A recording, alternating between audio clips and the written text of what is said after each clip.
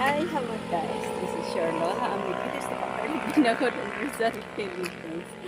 Guys, ayan, nandito ako sa overlooking.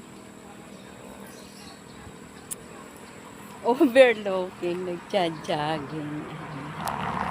Sobrang mainit pa siya. 5 pa lang. Kaya,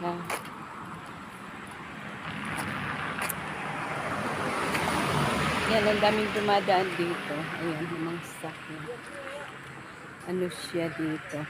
Dito, nag-shortcut from Pantok, Binangonan, Rizal to Antipolo City. Ayan. Ang lawak ng ano dito, highway. Ayan guys.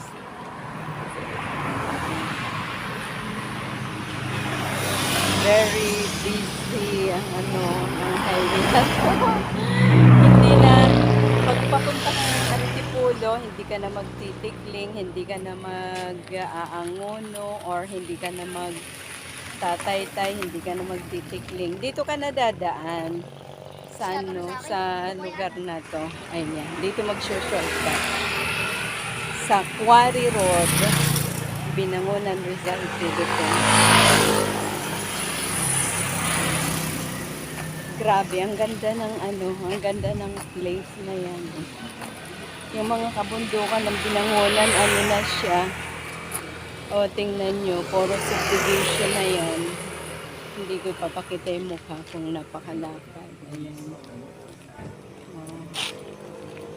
Puro ano na yan, puro subdivision na siya. Doon, dati pa na